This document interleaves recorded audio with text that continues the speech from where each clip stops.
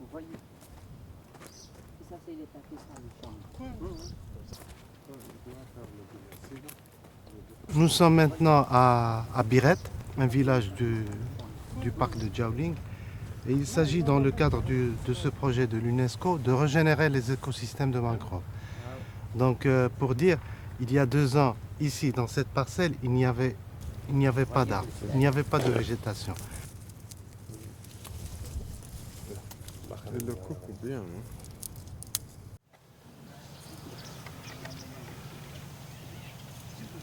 Nous étions vraiment surpris que nous avons réussi à 100% de développer la mangrove avec ces techniques et ce savoir que nous avons acquis à travers l'assistance technique de l'UNESCO. C'est pour la première fois que cela se fait à l'échelle nationale de la Mauritanie.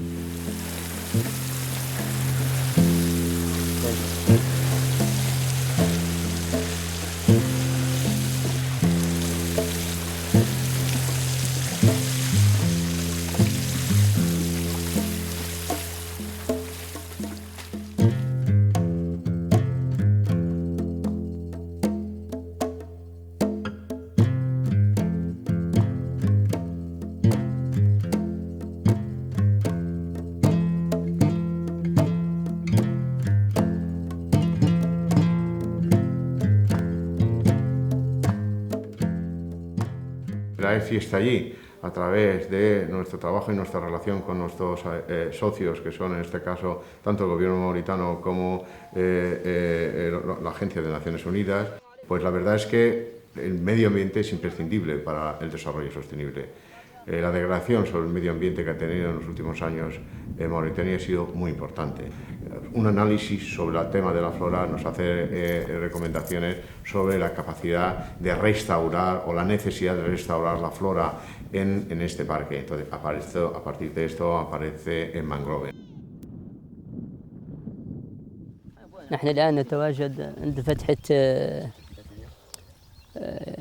القصير، وهذه الفتحة من الفتحات الثنائية اللي تسمح بمرور المياه المالحة القادمة من المحيط عبر حوض جاولين.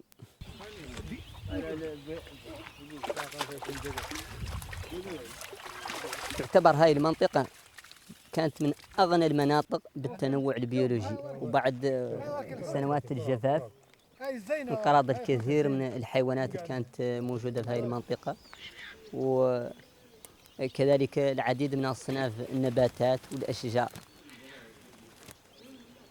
Au début, il n'y a pas tellement d'expérience de régénération des systèmes de mangroves en Mauritanie. Il n'y en a pas. Même dans la littérature, on n'en trouve pas. Donc on a entrepris une action innovante qui a été réussie et qui a donné des bénéfices au niveau environnemental et au niveau de la population et donc du développement.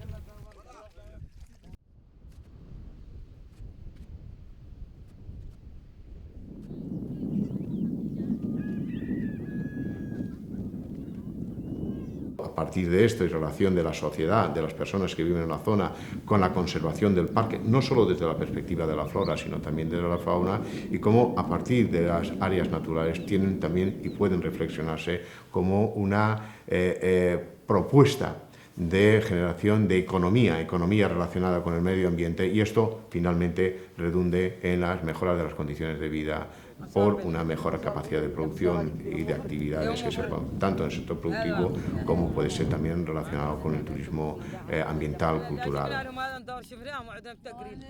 Donc la première action, à mon avis, était de revaloriser des aires qui ont été dépourvues de végétaux. Donc on est en train de produire, de planter des arbres là où peu d'espèces peuvent survivre parce que le milieu est essentiellement salé en certaines périodes de l'année.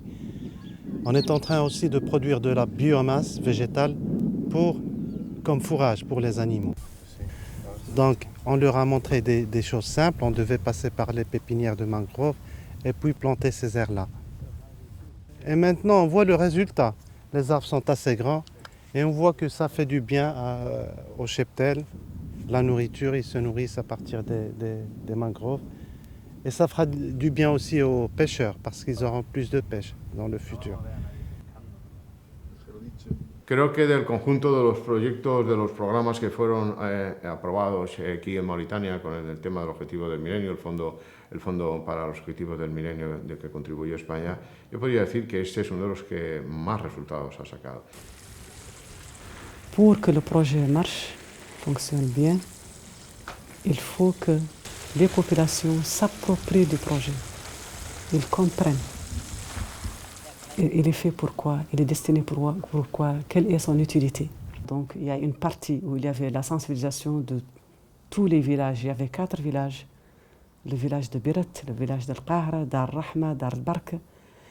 Nous avons touché les communautés, les associations villageoises, les leaders des quartiers, c'est-à-dire les imams de mosquées, les élus. Il y a les associations de jeunesse, les associations de femmes.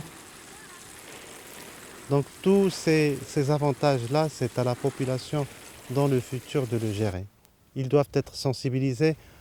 On les a sensibilisés, mais c'est à eux maintenant de se prendre en charge et d'améliorer leur environnement.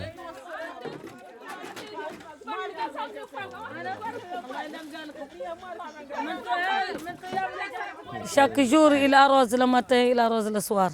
Ils font des équipages. Il y a 3 groupes. Chaque jour, il y a un groupe qui arrose le matin et le soir. Demain, deuxième groupe, elle prend, elle arrose le matin et le soir. Après demain, troisième groupe, elle monte, elle arrose le matin et le soir. Ainsi de suite. C'est partout d'Europe.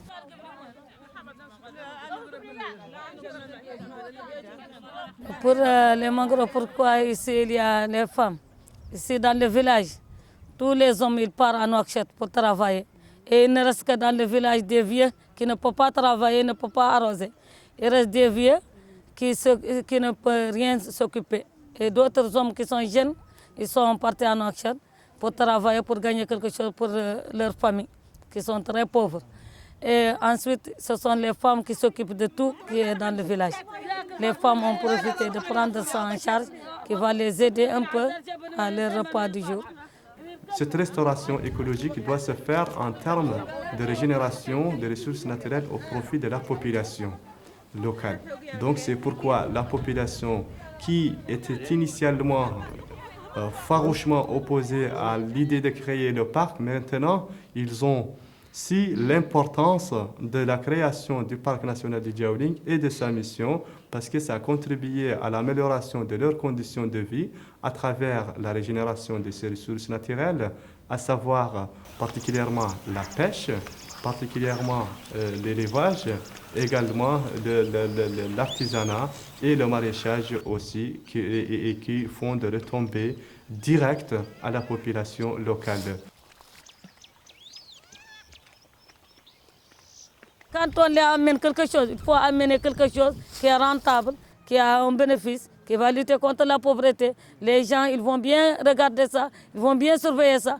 Mais quand il y a quelque chose qui n'a pas d'intérêt, moi je ne le surveille pas qu'à petits pas. زيادة على اللي قام به المشروع من إنبات هذه الشجرة في هذه القرى، فيه كذلك إعلان المياه المالحة، إعلانها عند منين تطلع تسحى معها الكثير من بذور هذه الشجرة من الجزر اللي توجد فيه مقابات المانغروف وتنبت بشكل طبيعي، لذلك عاد فيه ريجينيراسيون جديدة من ذاك المانغروف ذات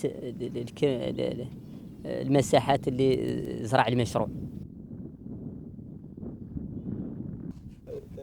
On est en train de faire de la culture, disons, pluviale au désert. C'est un petit peu impressionnant, mais les moyens qu'on est en train d'utiliser, techniques, et le savoir-faire qu'on a accumulé montrent que ça peut se faire.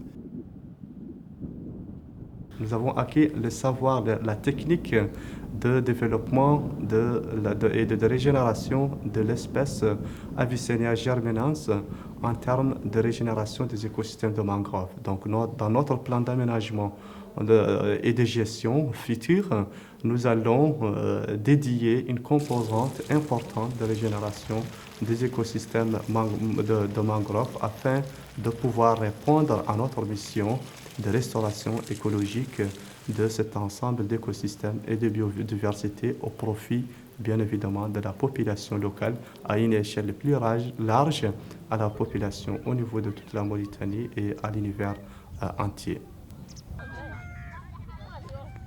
Y eso hace que con estas bases que se ha ido trabajando ahora podamos seguir trabajando en el futuro y construyendo todavía más mejoras en la zona. O sea, no es un cierre y se finalizan las acciones, sino es un cierre y continuación a partir de las experiencias que hemos extraído todos. Nous, on explique toujours aux enfants que c'est un bon arbre, qu'il y a de l'avenir, mais ce n'est pas un avenir qui est très rapide. Mais comme dit l'oiseau, petit à petit, l'oiseau fait son nid, que ça va venir dans le temps. Et nous, quand on est déjà sur le terrain et demain, et ils grandissent, peut-être eux, ils vont trouver le bénéfice.